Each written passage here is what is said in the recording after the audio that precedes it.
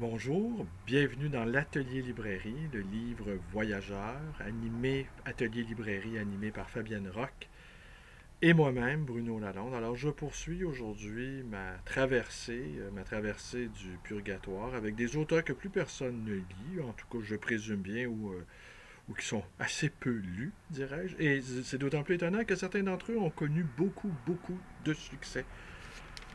Comme cet auteur Henri Gréville.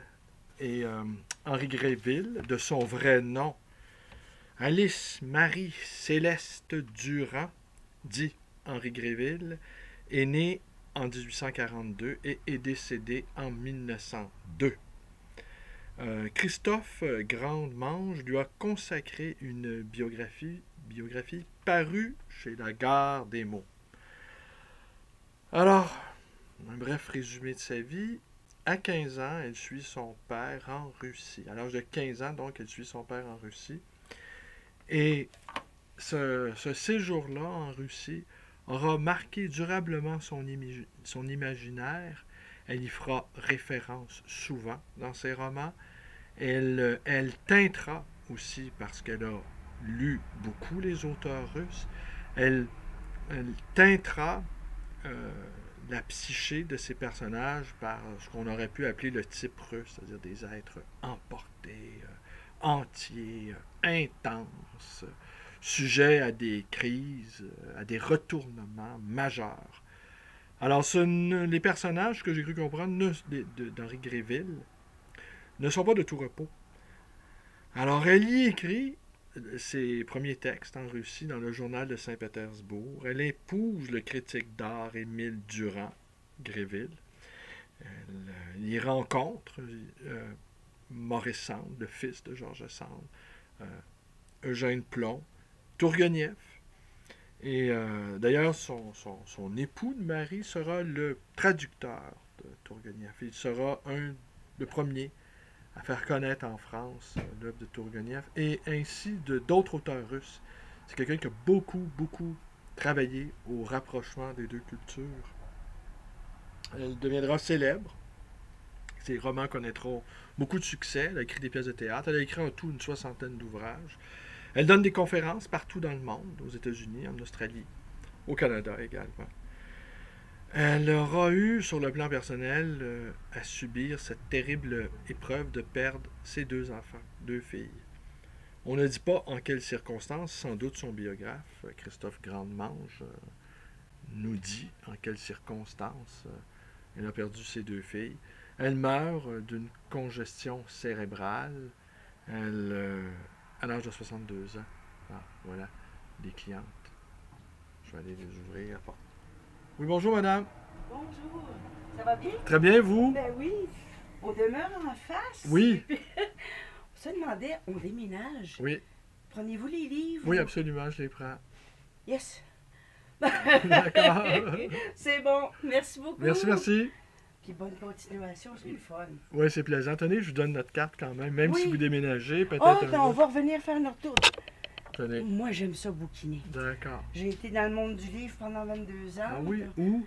Diffusion d'immédiat. Ah, d'accord. J'étais la réceptionniste et puis... D'accord. Ma voix est encore enregistrée là si vous appelez chez les immédiats. Ben, je vais appeler, on va aller vérifier tout ça. Mais là, je suis retournée à l'école et puis faire un certificat DEP comme secrétaire. D'accord. Puis je regarde pour d'autres choses. D'accord. Ben, merci beaucoup. Merci, madame. Puis je garde... il y a des ateliers en plus. Voilà. Merci. Bonne journée. Merci. Elle a aussi, revenons-en à nos moutons, elle a aussi écrit l'instruction morale et civique des jeunes filles. Ça a été réédité 28 fois entre 1882 et 1891. On imagine sans peine l'évolution des jeunes filles. On imagine aussi qu'un esprit facétieux pourrait avoir envie d'écrire à nouveau un manuel pour jeunes filles, jeunes adolescentes. En 2018, à quoi ça pourrait ressembler? Hein? Comment une jeune fille doit s'habiller, comment une jeune fille doit se comporter avec les garçons, ou avec les filles, ou avec les divers types d'humains qui semblent se multiplier et permuter, visiblement. Alors, pour en revenir à Gréville, Maupassant et Barbé d'Aurevilly en ont dit beaucoup de bien. Quoique, si on lit la fiche Wikipédia, Barbé d'Aurevilly semblait en tout cas agacé par cette mode qui faisait que les femmes, pour être sans doute pris au sérieux, utilisaient un pseudonyme masculin. Alors, c'est le 269e de la collection Nelson. Ça a été publié en 1876. J'ai essayé de trouver c'était quoi l'histoire de Dosia. Je ne suis pas parvenu. En picorant dedans, j'ai fini par comprendre que l'action se déroule en Russie et que c'est une princesse peut-être. Non. C'est une jeune fille, oui, c'est une jeune fille qui a eu des difficultés et qui est recueillie chez une princesse, qui rencontre un capitaine qui s'appelle le capitaine Platon et qui entreprend de la redresser, si je peux dire. J'utilise ce mot-là un peu raide parce qu'on y lit j'ai lu un passage tout à l'heure où elle se fait chapitrer. Alors, on a trouvé ça bien sympathique. Chapitrer, se faire sermonner avec arrogance, avec hauteur, avec condescendance. Se faire chapitrer, c'est se faire la morale de haut. Se faire chapitrer. On va essayer de vous trouver un passage qui... Bon, tenez, j'y vais au hasard. Le rayon d'avril avait disparu.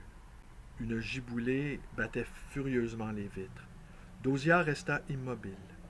La grande pièce était presque obscure. Les rideaux interceptaient le peu de lumière que laissaient filtrer les gros nuages noirs poussés par un vent violent. Une larme roula sur la joue de la jeune fille, puis une autre. Les gouttes brillantes se suivaient de près, dessinant un filet sombre sur le corsage lilas. Le nuage s'envola, portant ailleurs la grêle et la dévastation. Un pâle rayon jaune se glissa obliquement dans la salle à manger, puis le ciel redevenu bleu apparut en haut de la fenêtre. Le soleil d'or mit une paillette à chaque plat d'argent du dressoir, à chaque clou doré de la haute chaise du Marocain, où Dora siégeait en cassant du sucre. La mouche revint se poser sur la nappe. La jeune fille n'avait pas remué. « Eh bien, où donc es-tu, Dosia ?» fit la voix de la princesse. « Il ne peut plus, nous sortons. » La jeune fille disparut par une porte au moment où Sophie entrait par l'autre. Une minute après, elle reparut coiffée, gantée et voilée, et personne ne sut qu'elle avait pleuré. Le printemps s'avançait. Madame Zaptine réclamait sa fille. Sophie promit de la lui conduire avant la Pentecôte, c'est-à-dire avant son mariage, car les nouveaux époux se promettaient de voyager pendant la lune de miel. Madame Zaptine invita les 3 amis à passer 8 jours chez elle avant la noce.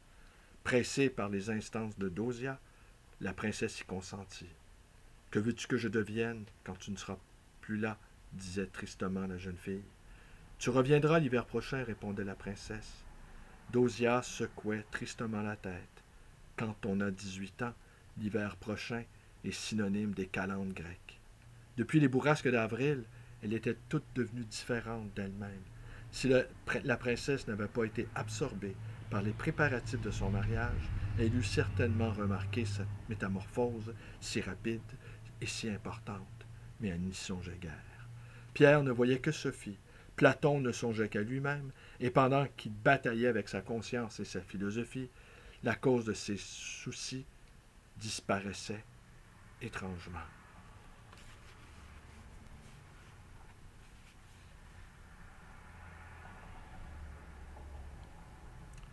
Ouais, ben voilà.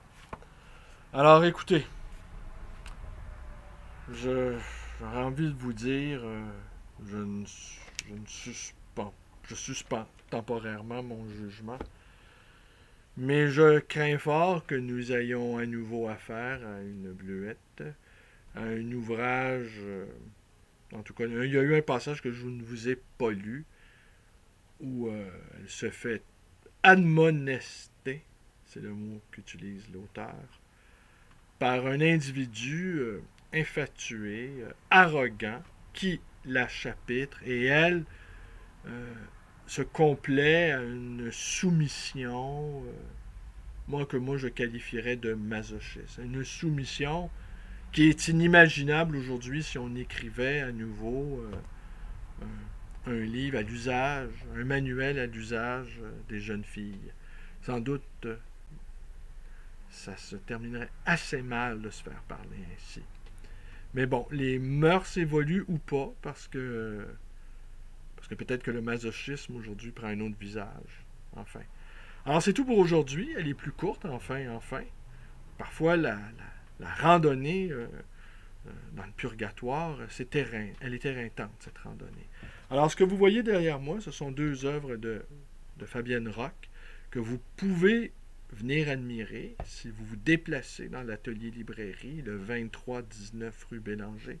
Et vous pouvez également, si le cœur vous en dit, téléphoner chez Dimédia pour entendre la voix de cette réceptionniste à la retraite, mais qui a entrepris de rebondir et de faire des études, ou si vous voulez simplement parler à Fabienne ou à moi, 514-736-0999. Alors, c'était Henri Gréville, le numéro 269 de la collection Nelson. Et demain, je poursuis. Attendez, je reviens.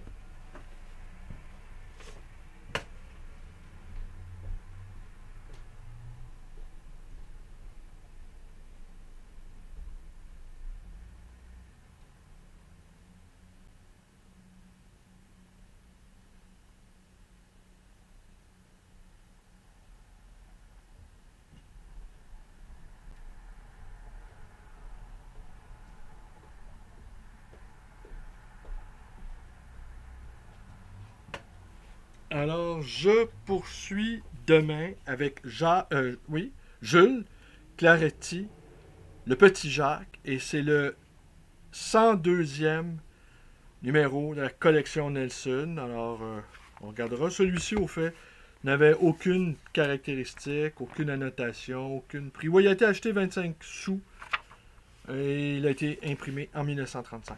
Merci et à demain pour la suite de ce long voyage au purgatoire des auteurs oubliés et très justement oubliés jusqu'à maintenant. Merci, bonne journée.